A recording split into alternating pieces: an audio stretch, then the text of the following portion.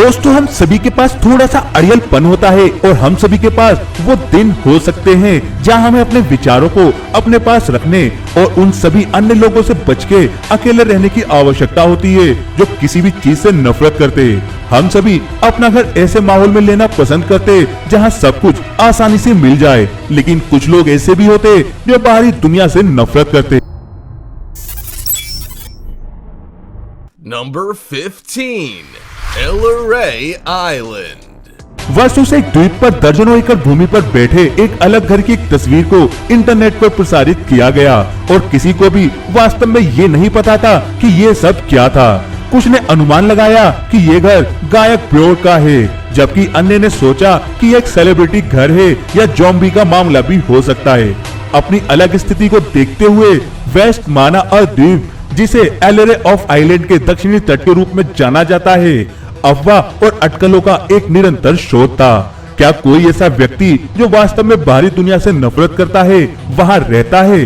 क्योंकि ये अच्छी तरह से किसी को नहीं पता है। लगभग 300 साल पहले 5 लोग LRA में रहते थे और उन्होंने मुख्य भूमि से दूर एक समुदाय के रूप में रहने का फैसला किया। वे मवेशी, मछली पकड़ने और पफिन का शिकार करके जीवित रहना चाहते थे। 200 वर्षों तक सब कुछ ठीक रहा, लेकिन मुख्य भूमि पर अवसर कहीं अधिक थे। समय के साथ परिवारों ने घर छोड़ दिया और यहाँ एक लॉज का निर्माण किया, जिसका उपयोग वे आने वाले वर्षों तक पफिन शिकार के रूप में कर सकते थे। घर अभी भी गर्मियों के दौरान शिकार के लिए उपयोग में है, लेकिन इसमें पानी या बिजली की व्यवस्था नहीं है। इस वीडियो को लाइक करें और सब्सक्राइब बटन को स्मैश करें और नोटिफिकेशन बेल को अभी क्लिक करें, नहीं तो जब तक आप सो रहे होंगे तो स्लेंडरमैन आपके बिस्तर के नीचे आ जाएगा। ये तस्वीर हमें चैनल के एक सब्सक्राइबर द्वारा भेजी गई थी। जब तक हम नहीं जानते थे कि यहाँ कौन रहता है, लेकिन एक बात हम निश्चित रूप से जानते हैं कि यहाँ जो कोई भी है उसे अन्य लोगों से बहुत नफरत है। जिस सब्सक्राइबर ने हमें ये फोटो भेजी है उसने बताया कि ये एक बुजुर्ग दंपत्ति का घर है, जिन्होंने इस जगह को बनाने के लिए कई दशकों में अर्जित धन का उपयोग किया। उसने बताया कि इस घर को जिन्होंने बनाया था उनके बारे में उसने कुछ भी नहीं सुना है। वे कहाँ चले गए इस बात की भी कोई पुष्टि नहीं हुई है। क्या आपको लगता है कि आप इस तरह एक अलग घर में रह सकते हैं, या आपको यहाँ रहने के लिए अपने दोस्तों की बहुत ज्यादा जरूरत है? नीचे दिए गए हैशटैग और टॉपिक के साथ टिप्पणी करना ना भूले, जो हमने अभी स्क्रीन पर दिखाया। और अब अगले टॉपिक की तरफ बढ़ते हैं। Number 14, Village of Gassadollar। कल्पना कीजिए कि 2000 फीट से अधिक ऊंचे पहाड़ी इलाके, 1 मील लंबा ट्रैक या एक नाव से एक विशाल चट्टान पर चढ़कर अगर आपको अपना घर मिले तो आपको कैसा लगेगा? क्या आप ऐसे घर में रहना चाहेंगे? गासाडेलर गांव में रहने वाले किसी भी व्यक्ति के लिए यह वास्तविकता थी। गासाडेलर एक छोटा सा गांव, जिसका मैं निश्चित रूप से सही उच्चारण कर रहा हूँ, फारो द्वीप पर स्थित है, जो सभ्यता से कटे हुए पहाड़ों की एक अनूठी और एक लंबी चट्टान से समुद्र को दिखता है। अगर आप लोगों के साथ घूमने में ज्यादा समय नहीं बिताने वाले हैं तो ये आइलैंड आपके लिए स्वर्ग जैसा होगा। कुछ समय पहले तक इस तक पहुंचने का एकमात्र रास्ता समुद्र से चट्टान के रूप में बनाई गई सीढ़ियां और एक बहुत ही चुनौतीपूर्ण पहाड़ी यात्रा थी। आज चीजें थोड़ी बेहतर है, लेकिन ज्यादा नहीं। लैंडलॉक क्षेत्र केवल कुछ मुट्ठी भर लोगों का घर है जो जमीन पर काम करते हैं, लेकिन पहाड़ों में एक नई सुरंग के बनने का मतलब है कि चीजें अब वहां वाहन द्वारा पहुंचाई जा सकती है। ये उन लोगों के लिए एक अच्छा विकल्प है जो केवल जनसंख्या वृद्धि को देखना पसंद करते हैं। Number 13, Casa do Penedo State House। कुछ परिवार और व्यक्ति छुट्टियों के दौरान तंबू का उपयोग अपने कारवा को ठहरने के लिए घरों के रूप में करते हैं। अन्य लोग बड़े RVs में निवेश करते हैं। फिर ऐसे लोग हैं जो चट्टानों को देखते हैं और सोचते हैं कि ओह, यह एक अच्छा घर बना देगा। और यही कहानी है कासा डो पेनेडो, उत्तरी पुर्तगाल के फाफ क्षेत्र की। 1972 में कुछ परिवारों ने छुट्टी मनाने का फैसला किया और वे थोड़ा चलने के बाद कहीं रुकना चाहते थे, जिसके बाद उन्होंने एक प्राचीन दिखने वाले घर का निर्माण शुरू किया, जो कि फ्लिंटस्टोन गृहनगर में आपको मिलने वाली किसी भी चीज से बहुत अलग नहीं था। ये चट्टाने ग्रामीण इलाकों में अपने आप स्थित थी और इसमें छत की खिड़कियों के साथ एक दरवाजा और एक चिमनी थी जिसमें बनाने के लिए बहुत कुछ बचा था। बिजली के बिना अलग थलग पड़े रॉक हाउस के अंदर लोग फर्नीचर और यूकेलिप्टस के पेड़ से बना 550 पाउंड का एक विशाल सोफा है। यदि आप बाहरी दुनिया से अपने आधुनिक तरीकों से दूर जाना चाहते हैं तो कासा डो पेनेडो स्टेट हाउस आपके लिए एक उचित विकल्प है। ये अब एक अवकाश गृह नहीं है, लेकिन ये वे जगह है जहां आप जा सकते यदि आप पुर्तगाल से गुजरते हैं। Number 12. The Crystal Mill. यदि आप वास्तव में लोगों के शौकीन नहीं है तो कोलोराडो में क्रिस्टल मिल में रहना शायद आपके लिए एक अच्छा विकल्प है। यहाँ पर जाना इतना मुश्किल है कि लोगों को इसकी यात्रा के दौरान यहाँ की संपूर्ण तस्वीर को प्राप्त करने के लिए एक पेपर पर हस्ताक्षर करने की आवश्यकता होती है।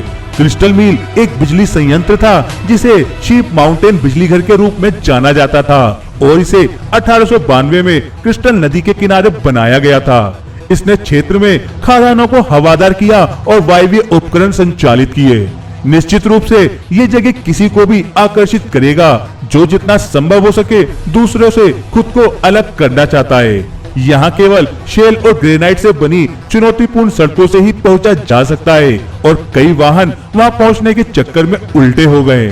संकरी ऊबड़ खाबड़ पहाड़ी सड़क कमजोर दिल वालों के लिए नहीं है। क्रिस्टल नदी के अतीत के साथ मील अपने आप में एक बड़े चट्टानी चेहरे पर टिकी हुई है। इस घर में पहुंचने के लिए आपको इन्हीं सीढ़ी का प्रयोग करना होगा क्योंकि यही एकमात्र तरीका है। यदि आप किराने के सामान के एक पैक के साथ कई दिन यहाँ बिता सकते हैं तो ये पुरानी मील आपके भीतर के साधु के लिए एकदम सही होगी। Number 11. Kotski Pillar. लोगों से दूर कुछ समय बिताना और रोजमर्रा की जिंदगी की हलचल से दूर रहना शायद आपकी आत्मा के लिए अच्छा हो सकता है और इसीलिए एक आदमी को जमीन से लगभग 130 फीट की दूरी पर एक पत्थर के स्तंभ पर बने एक पुराने चर्च में रहते हुए देखा गया।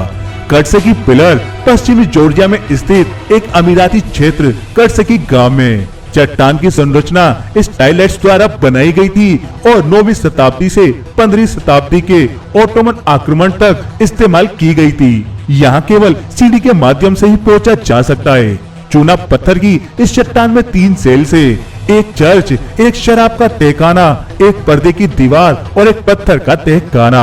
ये माना जाता है कि ये ईसाई तपस्वियों के लिए बनाया गया था जो भगवान के करीब जाने के लिए अपने अंतिम दिन ऊंचे स्तंभों पर एकांत में बिताना चाहते थे। 1944 में एक जॉर्जियाई पर्वतारोही द्वारा और 1993 में मैक्सिस काफ्ताराजी के घर बनने से पहले इसे फिर से खोजा गया था। 2013 में मैक्सिस ने इस पिलर पर रहने का फैसला किया। उन्होंने कहा कि नशीली दवाओं के आरोप में जेल से रिहा होने के बाद वे खुद को इन सब चीजों से मुक्त करना चाहते थे और भगवान से जुड़ना चाहते थे और तभी ये वहाँ पर रहने लगे। Number 10. Hermitage of San Columbano. आप कैसा महसूस करेंगे यदि आपको अपने घर तक पहुंचने के लिए लगभग 400 फुट रॉक फेस या फिर 102 घुमावदार सीढ़ियों पर चढ़ना पड़े। इसका मतलब ये है कि यदि आप लोगों से दूर रहना चाहते हैं तो ये जगह आपके लायक हो सकती है। सैन कोलंबो का आश्रम उत्तरी इटली में रोबर्टो से 2 मील की दूरी पर है। ये एक सरासर चट्टान पर निर्मित एक संरचना है जो प्राकृतिक रोध छत तत्वों से बनी है, जबकि इस जगह तक लोकल स्थानीय लोगों और विजिटर्स का पहुंचना बहुत मुश्किल माना जाता है।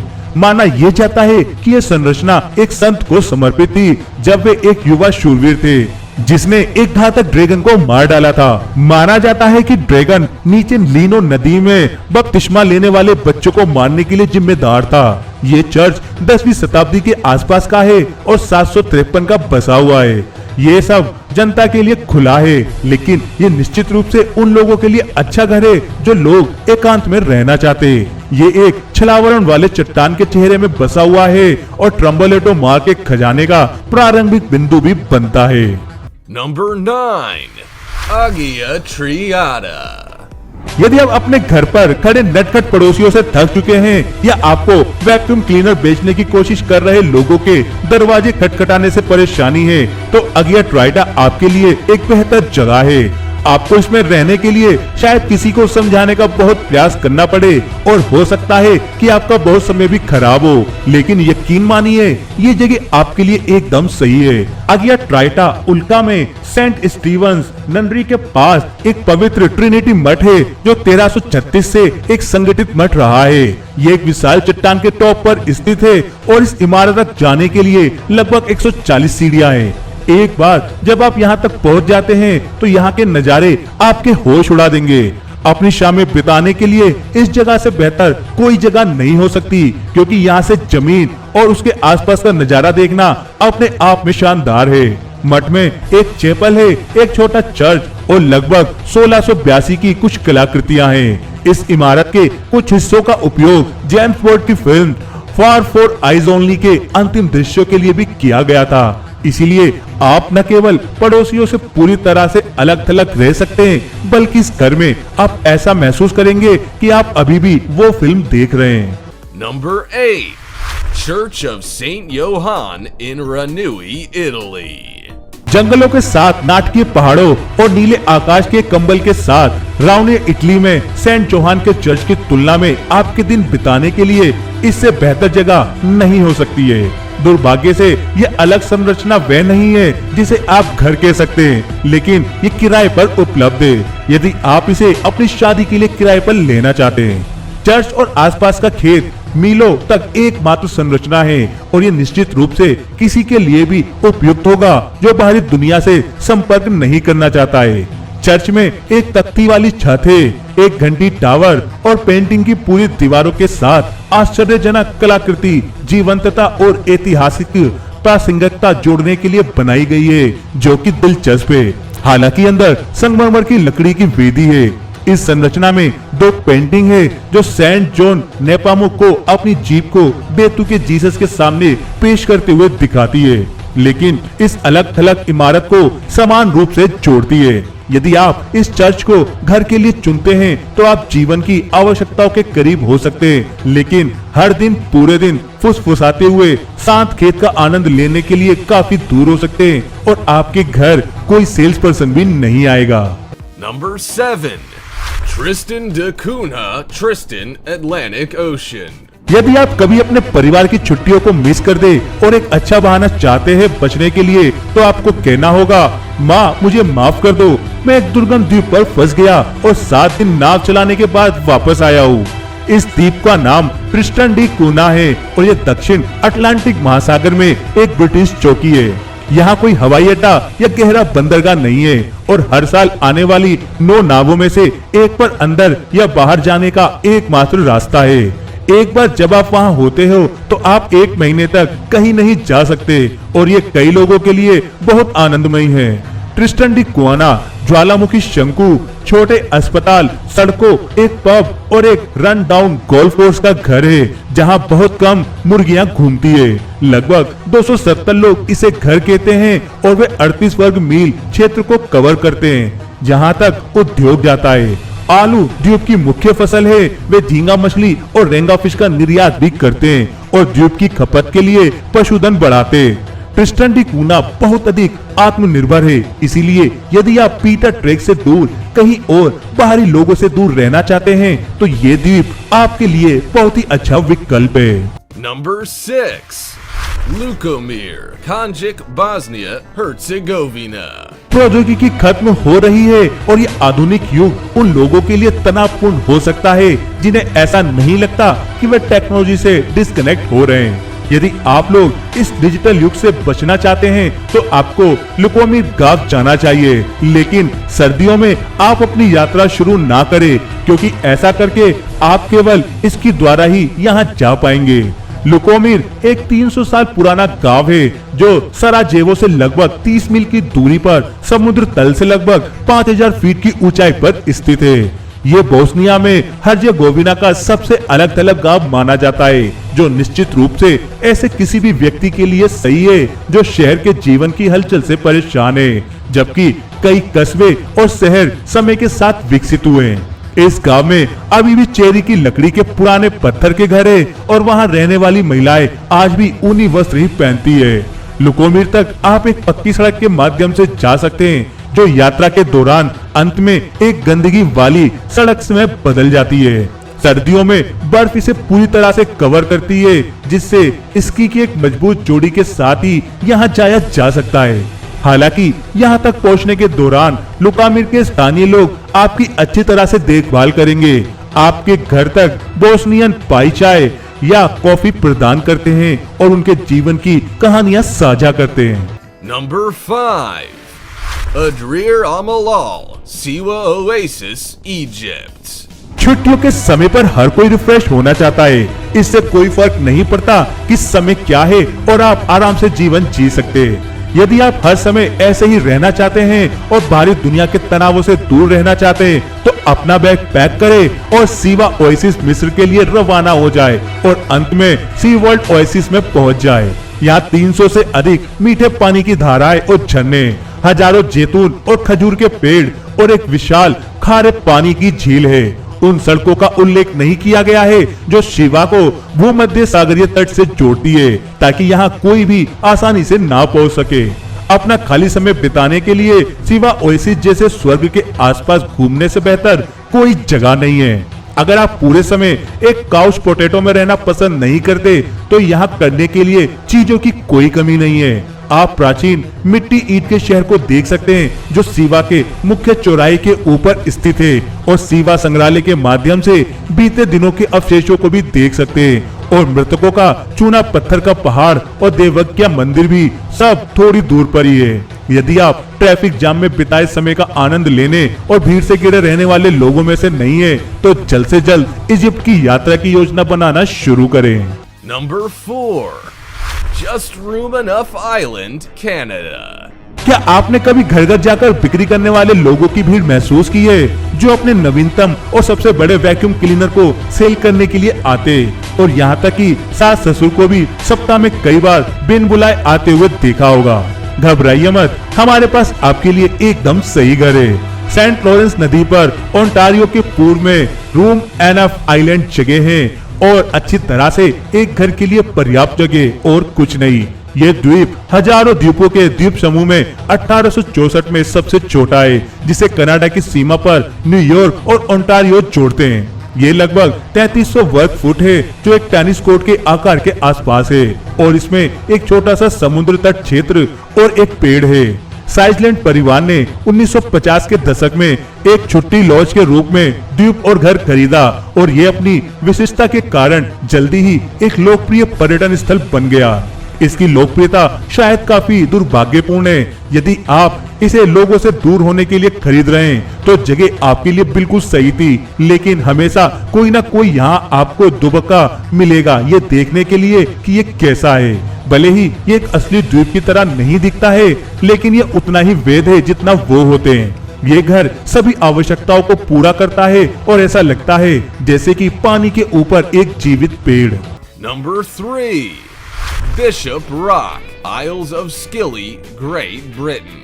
यदि आपको कभी कभार खराब मौसम और नाव से अपनी किराने का सामान लेने में कोई आपत्ति नहीं है, तो बिशप रॉक लाइट हाउस आपके लिए कुछ ऐसा हो सकता है जैसे आप बाहरी दुनिया से बचना चाहते हैं। Bishop rock light house Cornwell में इजल्स ऑफ स्किली पर मौजूद है, जिसे 19वीं शताब्दी में बनाया गया था, जिसके बाद से भारी समुद्री लहरों ने इसे काफी नुकसान पहुंचाया है। इसे क्षेत्र में किसी भी अन्य संरचना की तुलना में काफी मजबूत बनाया गया है। लाइट हाउस बनाने वालों को पता चला कि लालटेन लगाने से पहले ही उनका पहला प्रयास विफल हो गया था।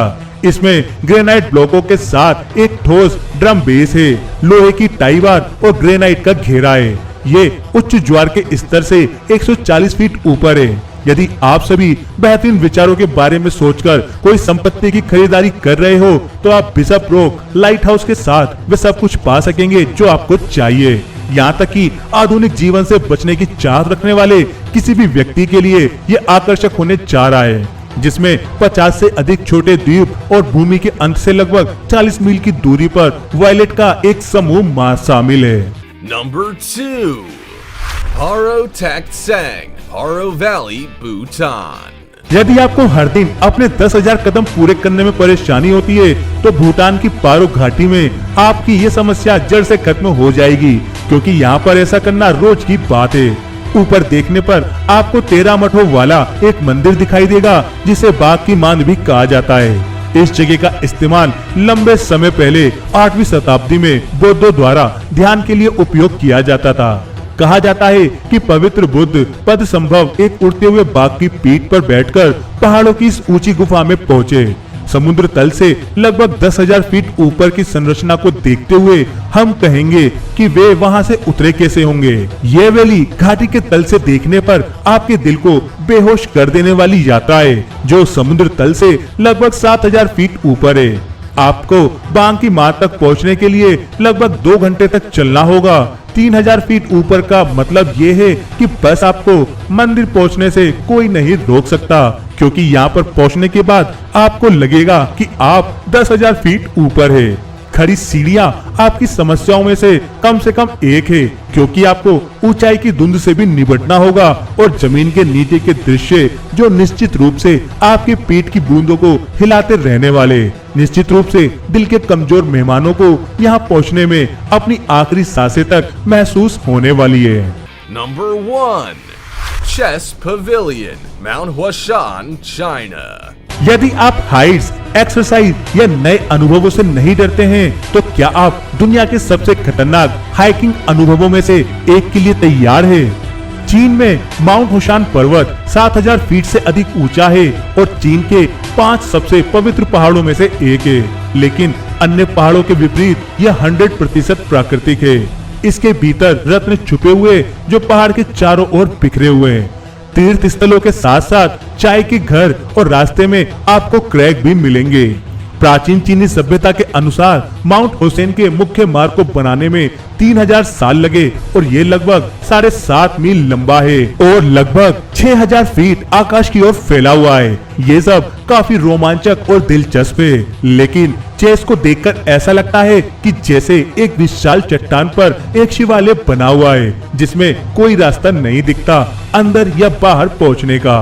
इस पर पहुंचने का एकमात्र तरीका चट्टान के नीचे एक खतरनाक चढ़ाई है, जिस पर धातु की सलाखों और पुरानी तलहटी का उपयोग करके ही पहुंचा जा सकता है। एक बार जब आप वहां पहुंच जाते हैं तो लुभावने दृश्यों और शतरंज के खेल का आनंद ले सकते हैं, जो बाहरी दुनिया से बचने का निश्चित रूप से एक तरीका है। इस वीडियो में दिखाई गई सभी जगह बहुत ही शांत और यूनिक है। आप इनमें से किस जगह पर जाना चाहेंगे? अगर आपको बाहरी दुनिया के शोर शराबे से दूर जाना हो, हमें कमेंट करके जरूर बताइए और हमसे जुड़े रहिए और आनंद लेते रहिए हमारे चैनल की नई वीडियोस का।